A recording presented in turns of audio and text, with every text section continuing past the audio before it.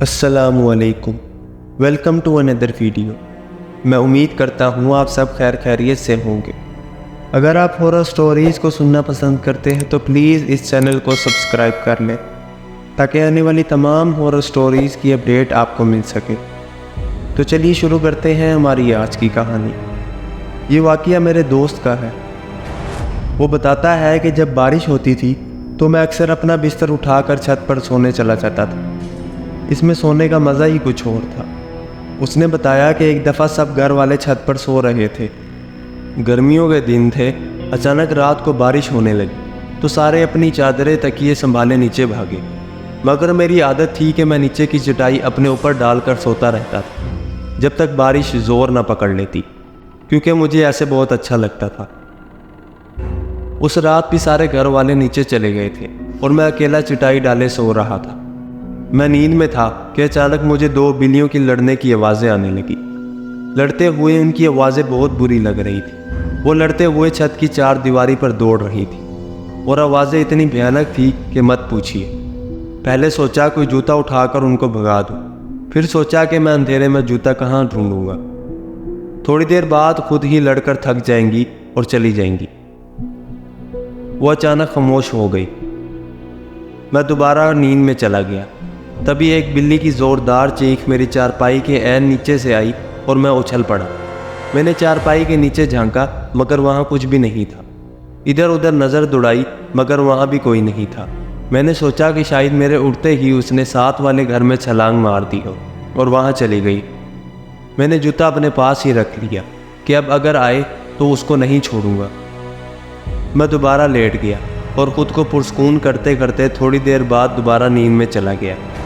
آنکھ تب کھلی جب بلی کے گرانے کی آواز میں نے اپنی چارپائی کی سیدھی طرف سے محسوس کی۔ اس کی گراہٹ پوری چھت پر پھیل رہی تھی۔ میں نے آہستہ آہستہ اپنا ہاتھ جوتے کی طرف بڑھایا اور اس کو مارنے کے لیے اٹھا۔ دیکھا تو وہاں کچھ بھی نہیں تھا، لیکن وہ گراہٹ اب مجھے اپنے بائیں طرف سے آ رہی تھی۔ میں اچانک بائیں طرف لپکا تو وہاں بھی کوئی نہیں تھا۔ اب وہ آواز کبھی دائیں طرف سے آ رہی تھی اور کبھی بائیں طرف سے، کبھی دور جا رہی تھی اور کبھی قریب آ رہی تھی۔ شدید خوف میرے بدن میں دوڑ گیا۔ میری پنڈلیاں اور پیر سن ہو گئے۔ اچانک مجھے لگا کچھ گڑبڑ ہے۔ اچانک میں نے دیکھا کہ ایک سیاہ بلی دیوار پر بیٹھی سرخ آنکھوں سے مجھے گھور رہی ہے۔ اس کی آنکھیں انگاروں کی طرح دہک رہی تھی۔ میں کانپتے ہوئے اسے دیکھ رہا تھا۔ اتنی ہمت نہیں تھی کہ میں بھاگ کھڑا ہوں۔ دیکھتے ہی دیکھتے وہ بکرے جتنی بڑی ہو گئی اور ایسی نظر آ رہی تھی جیسے کالا چیتا ہوتا ہے، کیونکہ وہ بالکل سیاہ بلی تھی۔ پھر اچانک اس نے ایسی پوزیشن لی جیسے وہ دیوار پر سے مجھ پر چھلانگ لگانے والی ہو۔ میرے منہ سے ایک زوردار چیخ نکلی۔ میں ایک ہی چھلانگ میں نیچے اترا اور سیڑھیوں کی طرف بھاگا۔ میری چیخ اتنی بلند تھی کہ میری امی ابو اور بڑا بھائی صحن میں آ گئے اور میں سیڑھیوں سے نیچے آتے ہی گر کر بے ہوش ہو گیا۔ مگر پریشانیاں ختم نہیں ہوئی تھی۔ کچھ دنوں تک مجھے ڈراؤنے خواب آتے رہے۔ مجھے وہی بلی بار بار نظر آتی۔ کبھی وہ میرا خون چاٹ رہی ہوتی، میں نیند میں چیخنے لگتا تھا۔ پھر مجھے خواب میں بھیانک لوگ دکھائی دیتے۔ کسی کا سر نہیں ہوتا، کسی کا گوشت لٹک رہا ہوتا، آنکھوں کی جگہ کالے سوراخ ہوتے، بازو کٹے ہوئے ہوتے۔ میں بیمار رہنے لگا، کمزور ہوتا گیا۔ ڈر کے مارے میں گھر سے باہر بھی نہیں نکلتا تھا۔ پھر مولوی صاحب دم کرنے آتے، مجھے پانی پلایا جاتا۔ میری والدہ ہر وقت مجھ پر سورۃ یاسین پڑھ کر پھونکتی۔ افاقہ ہوتا مگر پھر وہی حالت ہو جاتی۔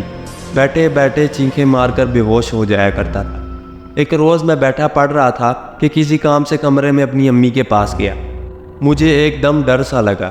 میں اپنی امی کے پاس گیا کہ وہ مجھ پر کچھ پڑھ کر پھونک دے۔ میری امی میری طرف پیٹھ کی الماری کھولے ہوئے کپڑے طے کر رہی تھی۔ میں نے امی کو پکارا مگر انہوں نے مجھے کوئی جواب نہیں دیا۔ میں ان کے قریب گیا اور ان کو آواز دی تو انہوں نے مجھے مڑ کر دیکھا، مگر وہ میری والدہ نہیں تھی۔ وہ خوفناک شکل کی عورت تھی۔ اس کا رنگ تانبے جیسا تھا، آنکھیں اس کی سرد اور منہ کا دہانہ بڑا تھا۔ وہ ہاتھ پھیلائے ہنسی چلی جا رہی تھی اور مجھے اپنی طرف بلا رہی تھی۔ اس کے دانت چمک رہے تھے۔ میں تو پہلے ہی ڈر کے اپنی والدہ کے پاس دم کروانے آیا تھا۔ اس عورت کی شکل دیکھی تو وہیں بے ہوش ہو گیا۔ جب ہوش آیا تو مولوی صاحب میرے سرہانے بیٹھے کچھ پڑھ رہے تھے۔ میرے ابو شدید پریشانی میں بیٹھے۔ مولوی صاحب کے پوچھنے پر ان کو میں نے ساری بات بتائی تو وہ سوچ میں پڑ گئے۔ پھر اس طرح کے واقعات میرے علاوہ میرے گھر کے دوسرے افراد کے ساتھ بھی پیش آنے لگے۔ کبھی باتھ روم کا دروازہ اندر سے بند ہو جاتا، پانی کی آوازیں آنے لگتی، تھوڑی دیر بعد دروازہ خود کھل جاتا، لیکن اندر کوئی بھی نہیں ہوتا تھا۔ ایک بار ہم سب رات کو ٹی وی دیکھ رہے تھے کہ بجلی کا بٹن تھک سے اوپر ہوا اور بلب بند ہو گیا۔ ایک بار میری امی کی چارپائی کمرے کے بیچ سے اٹھ کر صحن کے درمیان میں چلی گئی تھی۔ چیزیں ہم ایک جگہ رکھتے تھے مگر ہمیں ملتی دوسری جگہ سے تھی۔ گھر کا ہر فرد ڈرا سہما رہنے لگا تھا، کوئی میرے ساتھ نہیں بیٹھتا تھا، سارے بہن بھائی مجھ سے گھن کھانے لگے تھے، کوئی میرے منہ پر تھوکنا بھی گوارا نہیں کرتا تھا۔ کالج میں بھی دوست دور رہنے لگے تھے۔ ہمارے گھر کا سکون غارت ہوئے 7 مہینے ہو گئے تھے۔ میں اپنی حالت سے اتنا تنگ ہوا کہ خودکشی کا سوچنے لگا۔ ایک روز ہمارے مولوی صاحب اپنے ساتھ ایک بزرگ کو لے آئے اور بتایا کہ یہ میرے مرشد ہیں۔ وہ بزرگ سفید کپڑوں میں تھے، سفید عمامہ تھا، چہرے پر سفید داڑھی تھی اور ماتھا ایسے چمک رہا تھا جیسے روشنی پھوٹ رہی ہو۔ انہوں نے میرے ماتھے پر ہاتھ رکھا اور میں رو پڑا۔ میرے والد صاحب نے سارے واقعات ان کو بتائے اور وہ سکون سے بیٹھے سن رہے تھے۔ ان کے ہونٹوں پر ایسی مسکراہٹ تھی اور چہرے پر اتنا نور تھا کہ دل کرتا تھا کہ ان کو ہی دیکھتے رہیں۔ انہوں نے میرے والد صاحب کے ساتھ سارے کمروں کا جائزہ لیا، چھت پر جا کر ایک ایک کونا دیکھا اور ساتھ والوں کی چھتیں دیکھی۔ ہمارے گھر میں محلے کی عورتوں کا رش لگ گیا جو ان سے پانی دم کروانے آنے لگی۔ وہ میرے قریب آ کر بیٹھ گئے اور انہوں نے اپنے دائیں پیر کا انگوٹھا میرے ماتھے کے درمیان میں رکھا اور اپنی آنکھیں بند کر کے کچھ پڑھنے لگے۔ مجھے ایسا لگا جیسے کوئی میری کھال کو کھینچ رہا ہو۔ میری چینخیں نہیں رک رہی تھی۔ میں ان کا انگوٹھا اپنے ماتھے سے ہٹانا چاہتا تھا مگر ان کا پیر تک نہیں ہلا سکا۔ میرا بھائی مجھے بتاتا ہے کہ وہ 1 گھنٹے سے زیادہ کچھ پڑھتے رہے اور تمہاری چینخیں سننا ہمارے بس سے باہر۔ میں نے جب آنکھیں کھولی تو وہ مجھے دیکھ رہے تھے، ان کے چہرے پر مسکراہٹ تھی۔ انہوں نے پانی منگوا کر دم کیا، کمرے کے ہر کونے میں پانی چھڑکایا اور 2 گھونٹ مجھے بھی پلا دیے۔ وہ 2 گھونٹ پانی ایسے تھے جیسے کوئی آب حیات تھا کہ پیتے ہی میرے سر سے سارا بوجھ اتر گیا۔ میرے کاندھے ہلکے ہو گئے، میرے جسم میں سکون دوڑنے لگا، میری بجھی آنکھیں روشن ہو گئی۔ میں اٹھ گیا اور ان کی چھاتی پر سر رکھ کر رونے لگا۔ وہ میرے جسم پر ہاتھ پھیرنے لگے اور پھر تھوڑی دیر بعد چلے گئے، اور اللہ کا شکر ہے اس بات کو بیتے 2 سال گزر گئے ہیں اور آج تک کوئی بھی ایسا واقعہ دوبارہ پیش نہیں آیا۔ میں امید کرتا ہوں آپ کو آج کی کہانی پسند آئی ہوگی۔ اگر پسند آئی ہے تو پلیز اس ویڈیو کو لائک کر کے چینل کو سبسکرائب کر لیں۔ میں ملتا ہوں آپ کو اگلی کہانی کے ساتھ۔ اپنا خیال رکھیے گا، تب تک کے لیے اللہ حافظ۔